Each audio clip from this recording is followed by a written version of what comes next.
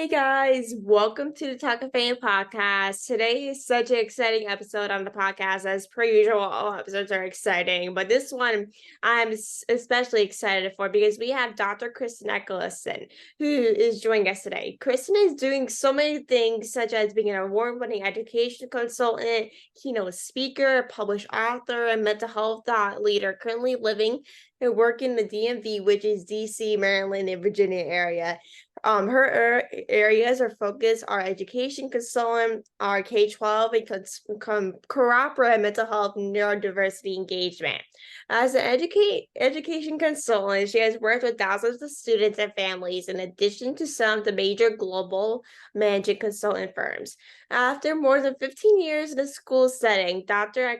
Eccleston left classroom teaching to significantly amplify her impact on mental health and neurodiversity, which approaches in schools and workplace settings.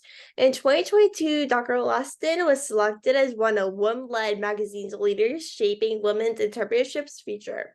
In August 2022, she participated in season 5 of the Blox, which is the largest competition TV show on the planet for startups.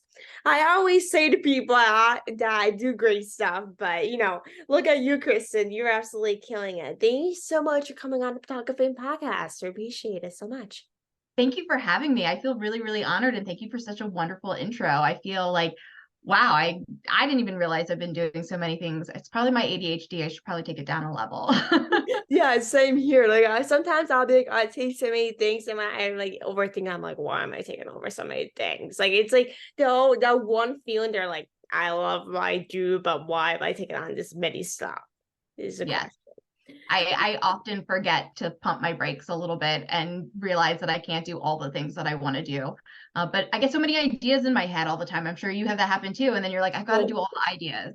Yeah, I deal with so many ideas every single day that I'm like, I always say I'm always exhausted, but at the same time, I'm like, I have so many ideas. I want to get it done. Like, it's just like so many ideas, but I'm like, how am I supposed to manage this one if I can't manage the schedule I already have right now at the moment? Right.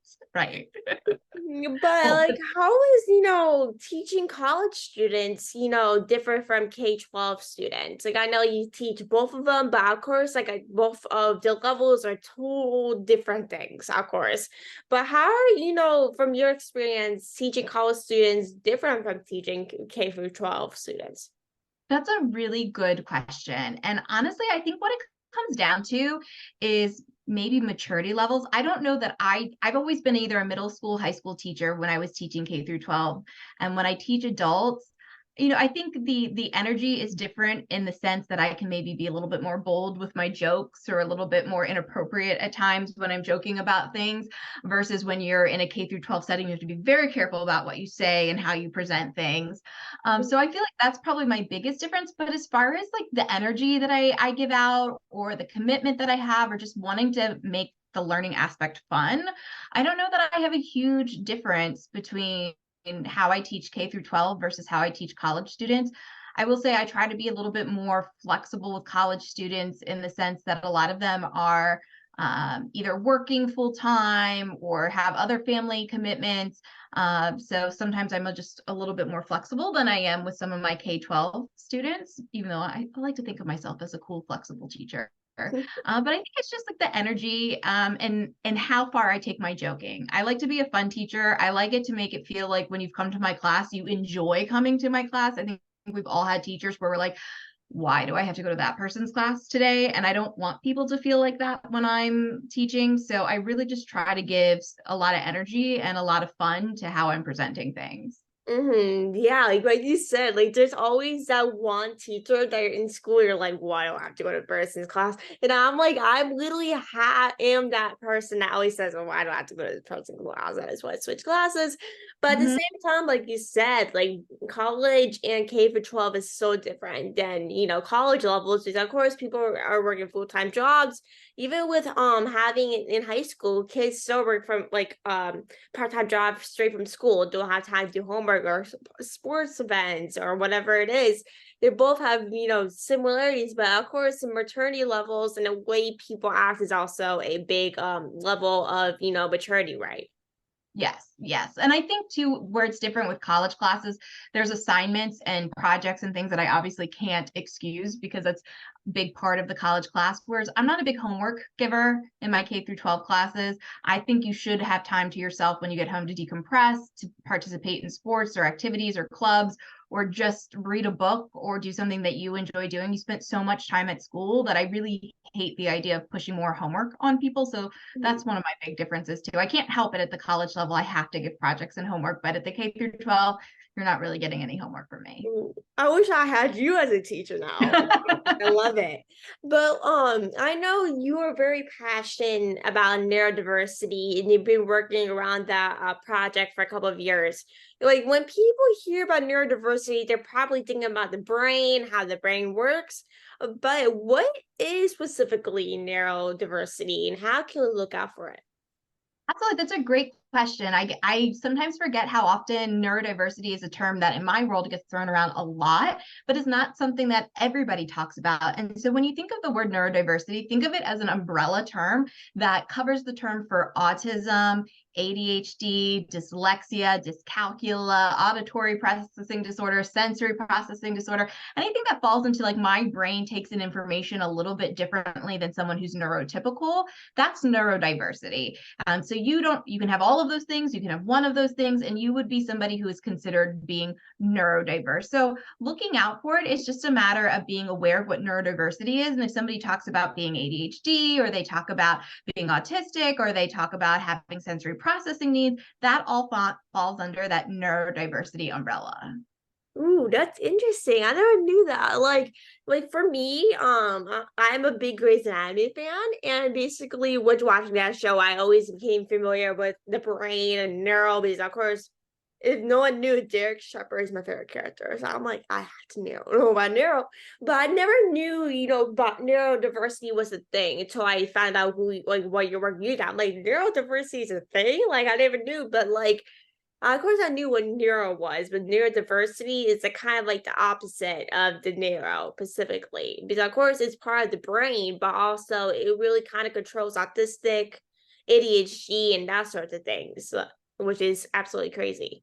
Yeah, so just think of that word diversity as being just like any other time you would think of the word diversity, right? It just means different, and and lots of differences, because how the even somebody who is autistic, it's not the same person as the next person next to them who's autistic. We all, even ADHD, my type of ADHD isn't the exact same as the person who's ADHD next to me. There's always a spectrum to how it presents and how it looks. Because you've met one person with it doesn't mean that you've met everybody with it. And so that's that diversity piece. And I always like to tell people too, when you think of neurotypical and you think of neurodiversity, if you could weigh them on a scale, they would weigh the exact same. The difference is that we're in a world that is more conducive to the neurotypical than the neurodiversity. So that's why we feel those impacts a little bit more. But neurodiversity is just the way that your brain sees the world, is taking in information, processing information. It's a little bit different. And that's why sometimes people who are neurodiverse struggle in school versus sometimes people who are neurodiverse don't struggle in school. But sometimes school, just the way learning is presented, just doesn't work for how that person's brain takes in information and processes it. So it doesn't mean that you're not smart or you're not capable. It's just your brain has a unique way of taking in the world around you and understanding the world around you. Yeah, like with me, with a school setting, I'm the type of person that loves to get distracted easily. Whether it's like me in school or getting distracted while I'm in class about like the work stuff I need to do. Like, okay, well, what do I have to do for today? I'm so stressed. I do while I'm in class, or grab out the computer and pay attention, going from back and forth. Like I'm the type of person that loves to like multitask and loves to get everything done, so I won't have to worry about it later and do what I need to do, whether it's like watching TV or hanging out with friends or doing something fun for myself. So working, because I'm the person that loves to work. I'm like a workaholic per se at 17 years old, which I hate.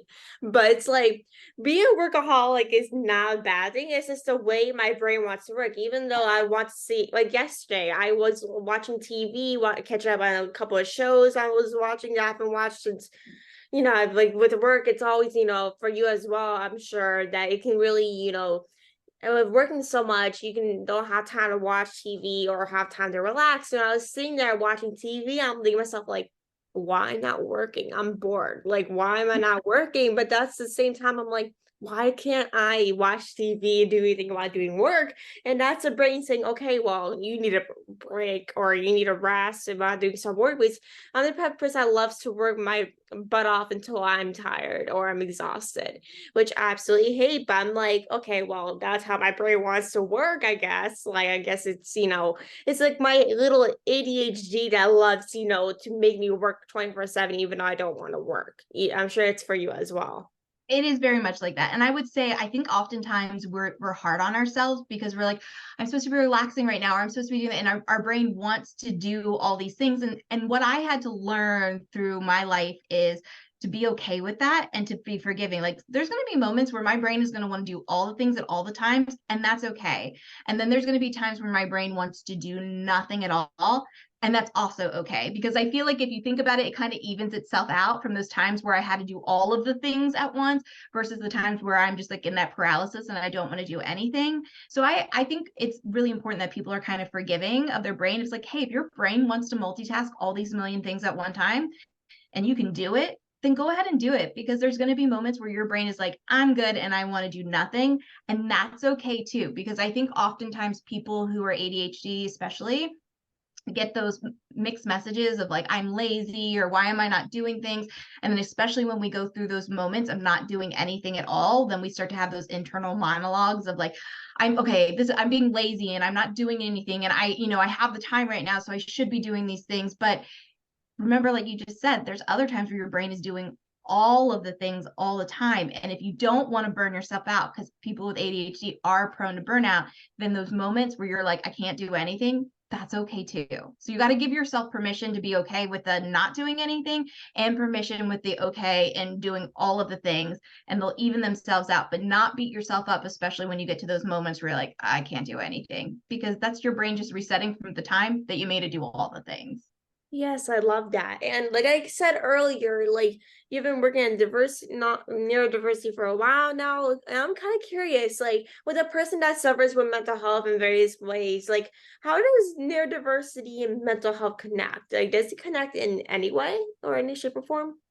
That's a fantastic question. So, yes. So, I tell people all the time that I talk about both, not because they're mutually exclusive to one another. You can have one without the other, but oftentimes they go hand in hand. And I'll give you an example, because this is the example I like to give. A lot of people who have ADHD also are impacted significantly by anxiety. And a lot of that is because as someone who's ADHD, your brain has this powerful ability to think of like there's one scenario, one thing that's given in front of you, and your brain can think of 500 different ways that one scenario could turn out. So you're an analytical thinker. Your brain, that's why you need more processing time as somebody who's ADHD, because you are literally thinking through all the possible outcomes that could happen. And two, because your brain has the capacity to do that, it naturally is going to be anxious, right? Because you're going to be able to think about the way things could go wrong. And in life, inevitably, you will have stuff that has gone wrong, so that impacts you too. And then so that's what helps kind of create that anxiety. And oftentimes anxiety can sometimes mask ADHD, especially in girls. We think of, if you're ADHD, you always hear the joke of being late all the time, like you have this time blindness and then you don't get on time to things. But then there's people who are ADHD who get to things on time just fine. And some of that is that anxiety masks that ADHD, and that's what gets you to that thing on time.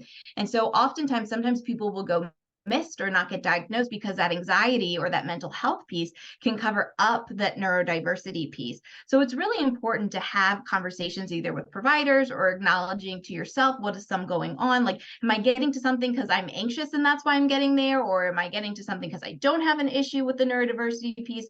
But often they go hand in hand with one another, just because your brain is so capable of thinking through so many different scenarios. And let's be honest, some of the scenarios are going to be anxiety inducing, like, oh, what if dreadful types of scenarios. But it's kind of how we frame our thinking around those that help us kind of overcome that anxiety piece. I never knew that. Like, that's insane. Like, I never knew like ADHD and anxiety really kind of align to how you really can cause it. Like, because with me, anxiety, like I really always think about the worst case scenario about everything. Whatever it's like my work, why my this interview not going well, why my podcast not doing well, or Because like kind of overthink about like things I shouldn't be worrying about at the same exact time. Because with me, I'm a very much an overthinker about every single thing. Like I don't know why, but it's always been the way I am growing up. I hate that's the thing I hate about why like what I live every single day is like why am I overthinking about this assignment or why am I overthinking about this podcast? Like this is a part of way of life, but at the same time, I'm like maybe it's just neurodiversity that's maybe coming into my brain at this moment. And it's really kind of going crazy. Or how can I really just, have those resources to really, prevent that overthinking and having those mindset overthinking from preventing to happen? And that's why it's so important that I'm glad you asked that question. And that's why it's so important to understand how things like anxiety and depression can manifest with, being autistic or having ADHD, because those are things that can be incredibly impactful to you as an individual, and things that, like you said, it does impact you. You don't necessarily understand that that is what's happening to you on a day-to-day basis. And then, life happens. We all have had something that didn't go our way or, was bad news. And as somebody who's ADHD, you really get that, like, you work in concrete facts and experiences. So if you've had a bad experience, it creates this bias in you that lets you know, like, okay, this bad thing happened to me, so a bad thing could happen to me. And so when you're thinking through all those like analytical ways of how the scenario could turn out, you're realistic that, it could be bad. But what we have to stop, and I have to tell some of the people who I work with on ADHD, is how many times do you want to stress out about something? Do you want to stress out about something once? Or do you want to stress out about something twice? Because if you allow that anxiety to let you stress out about it, and it may or may not ever happen, then you have stressed out about it twice. You stressed out about it while you were thinking about it possibly happening, and you've stressed out about it when it actually happens. When if you could just kind of let go a little bit, and I know it's hard, it's so much easier said than done with anxiety, but if you let go of that anxiety a little bit and go, you know what? I will stress over it when I get there. It's kind of like I'll cross that bridge when I get there. I will stress over it when I get there, because then I only have to stress over it once instead of twice. Because sometimes we stress over things that may never even happen, but we put all this time, this energy, and this focus and this anxiety into a situation that doesn't even happen. And I am actually one of those people that dealt with things. I'm not gonna be I very do too. woman. Like seriously, like sometimes I'll gonna be stressed over something that shouldn't be stressed out about. Like whether it's like assignment or whatever I get submitted, I'm like, why is this stressing over this assignment? Even though like this is not that hard, like why am I stressing? But like how would you're on the season 5 of Blox, which I seen and it's so good. Like how would you describe your experience on season 5 of Blox? Oh, I am a Bloxer for life. Season 5 was such an incredible experience. I went out to Kansas City. I got to work with Wes Bergman, who, for people who are familiar with Wes Bergman, he was on The Real World back in the early 2000s. He's on MTV's The Challenge all the time. In fact, in one of the challenges that was just on CBS recently, he was on that. And he could not be a better mentor and support. I'm really, really grateful for the time I was on season 5. I was really fortunate that I was a second runner up, and I got invited to come back and play again. And it's not out yet. I think it comes out in a couple of months, but I was on season 10 of the Blox, and I was a second runner up on season 5, but I did even better on season 10, even though I can't say yet how I did. So, but if I did better than second runner up on season 10, I think that shares how I did. But I was on season 10 as well, and I loved going back. Anytime I'm invited to go back to the Blox, I will go again. Just the opportunity to meet other entrepreneurs, the opportunity to have conversations like how you and I are having right now comes up all the time when I'm speaking with entrepreneurs. I don't think people realize how much entrepreneurs tend to fall into the neurodiversity category, because you have to have that level of creativity and drive and think outside of the box when you have your own business. So many times entrepreneurs end up being neurodiverse, and then I end up having conversations just like this with them, because they didn't realize how a lot of the things that they experienced in their life connected to that neurodiversity and that mental health piece. And as you can tell, I love having conversations like this. This is where I get really nerdy about the brain and neurodiversity. Oh, I know, I literally saying like whenever someone asks me to go on their podcast or talk about like a TV show or something or an actor I like or something, I literally will talk for hours about it. Yeah. I'm literally so serious. And also from what you just said earlier, I'm a friend you'll probably go be the first runner up. I have that feeling. You you can't say I literally had that feeling, so I have to watch it when it releases. But, like, did you ever watch the show or even heard of it before going on it? So I did watch the show before going on it, but I wasn't aware of it. It was so funny. It was one of those mornings where I don't know if you do this, but I tend to like lay in bed and will scroll through social media. Oh, yeah. Every And morning. Literally every so it was one of those kind of mornings that I'm scrolling through and I saw this ad for, are you an entrepreneur? Do you want to be on a television show? And I applied, and it was, again, I'm laying in bed. I just woke up. Do you know what I mean? So it was kind of like, I don't know that I even gave it my A game. I was just kind of like, yeah, to all the questions. And the next thing I know, I was going through different rounds. It's kind of like an impromptu video kind of interview, answering questions. And then eventually, if you make it through all that, you end up on the phone with either Wes or one of the casting directors. And I ended up on the phone with the casting director. And when it came back that I got accepted to be on the show, I was very shocked. I always feel like I'm not that type of person in my life, like where things like that happen to me. Mhm. So it was very much a surprise and really exciting. And like I said, I've gone on the show twice now. I've worked one-on-one in like a smaller group setting with Wes, as a mentor. And he, like I said, very knowledgeable guy. It's so funny. You think of him as like real world MCV challenge, kind of like meathead type of kind of guy, but he's not. I mean, I can't express how incredibly intelligent and smart, especially in the world of business, what Wes Bergman is. And so having the opportunity to work with him, be on the show, be part of the Blox family is something that I will forever be totally indebted to him for. Ooh, like there's literally not a lot of people that are in business, especially on TV, that's not so genuine. Like not everyone's so genuine in this business, but it's great to see that you get to experience someone that's on TV with business and a bunch of things to be really just nice and willing to talk to you and mentor you with their busy schedule, which is something you don't see that often. No, and especially if you follow him on that in that world, he definitely has like a TV persona, which I'm sure Mhm. he'd kill me for saying this, but he couldn't be a more genuine, nicer guy. I really am grateful to know him. I love that. Like, okay, before we head off, I want to ask you from your experience in teaching, what do you think really causes youth mental health? Because study has shown that 1.5 million more children are struggling with anxiety or depression, which I never knew, which started before the pandemic. Like, what do you think really caused, depression, anxiety in our youth before the pandemic? Because of course with the pandemic, it really caused more anxiety and depression like never before. So what do you think really causes, teeth and youth anxiety or depression? I have two theories, and I put those theories into two different camps because I think that they have two very different places that they come from. The first is, I think, environmental. The pandemic obviously caused a lot of stressors for people in their home environments, in their life, in school. Some younger students didn't really get to learn how to be a student in the school setting. We kind of were abruptly taken out of school, put back into school.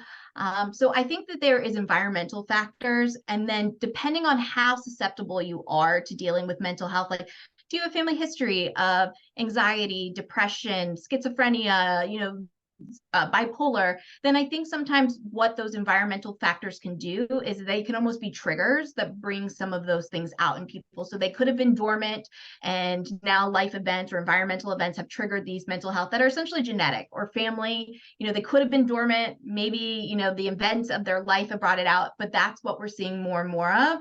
And I think that too, like, it's a perfect storm of different things. If you think about what social media does to your brain, as far as like everyone thinks that everyone's living this great influencer lifestyle, right? But you hear from celebrities all the time, like Selena Gomez and Taylor Swift, how even you would think they're the pinnacle of being at the top of success, right? But they still deal with mental health need because there's still Mhm. stressors and pressure that they have to deal with, even as somebody who's kind of at the top of their game. So I don't think we realize how much social media and technology and kind of oversharing of news and world things really impact people's mental health on a day-to-day basis.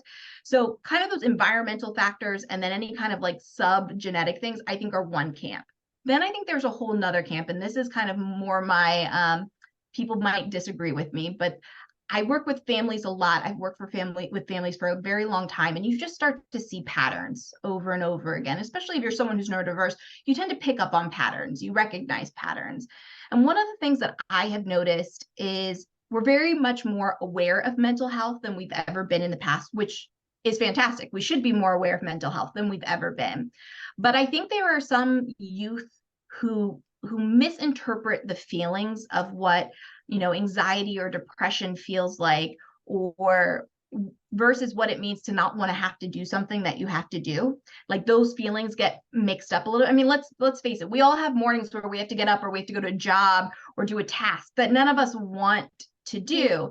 But what happens oftentimes is I find that a lot of young people will misinterpret those feelings as anxiety and depression or suicide ideation, and they'll say things to like their parents like, you can't make me go and do this or else I'm going to hurt myself. And I'm a parent and I get it. If my child came to me and said they wanted to hurt themselves, that would scare me a lot, because my child is one of the most important things to me in the entire world, and if they're hurting, I'm hurting. I don't want my child to hurt. So I think a lot of times then what parents do is they step in and they try to prevent their child from feeling yucky feelings. I mean, let's face it, life is going to be filled with moments of yucky feelings. They're going to be filled with moments of fantastic feelings. Our goal is to maybe live here and have moments up here in the sunshine, but there's going to be moments where we're going to have to deal with yucky feelings. And I think that a lot of times parents step in and they try to prevent their child from having to feel some of those yucky feelings. And then what happens over time is that child does not develop perseverance and resiliency skills. And then anytime they're faced with something that they don't want to do or they don't like, their parent steps in and makes it so that they don't have to. And their parent steps in and makes it so that they don't have to feel with these feelings. And then what happens is life doesn't get any easier as you get older, right? Things become more challenging. You have breakups, you have bad news, you lose a job. And if you don't have those coping and resiliency skills, then you don't know how to mentally push past that and how to deal with it. And I have found a lot with some of the young people that I work with is that their parents have stepped in and not allowed them to gain those perseverance and resiliency skills. And they misinterpret it and go, well, I'm going to hurt myself if I had to do this. I don't know that they actually would hurt themselves. Not that I'm doubting it. I don't want anybody to ever do anything that would ever cause harm to themselves or others. I want everybody to feel good about themselves. But I think sometimes we take it too far because that's how we've learned how to get out of some of those things that we don't want to do. And then our parents protect us again from those yucky feelings. And it's a hard, really hard road to navigate, because obviously you don't want to not believe somebody and then they do something that would hurt themselves, because obviously we don't want that to happen. But to some degree, we have to build up a resiliency to yucky feelings, because that's just going to be life. And I think we've had too many parents out of love, and I do think it comes from a place of love and fear, prevent their child from having some of those resiliency. And that's why we're seeing some of that rise in mental health. Yes, you're exactly right. That's literally hands-on, because with mental health, it really can cause so many things. And it really, hurts parents are seeing their kids deal with mental health and they're feeling hurting themselves, because it'll make them feel better. But I really want to thank you so much for coming on the podcast. I appreciate it so much. I learned so much from you, and everything you're doing is absolutely amazing. So I really appreciate you coming on. And thank you everyone for listening to this episode. I hope everyone enjoyed this episode as much as I did, and hope everyone enjoys the rest of your day. And thank you so much for coming on, Kristen. I appreciate it so much. Thank you for having me. Of Appreciate course, it. have a great rest of your day. Thanks, you too.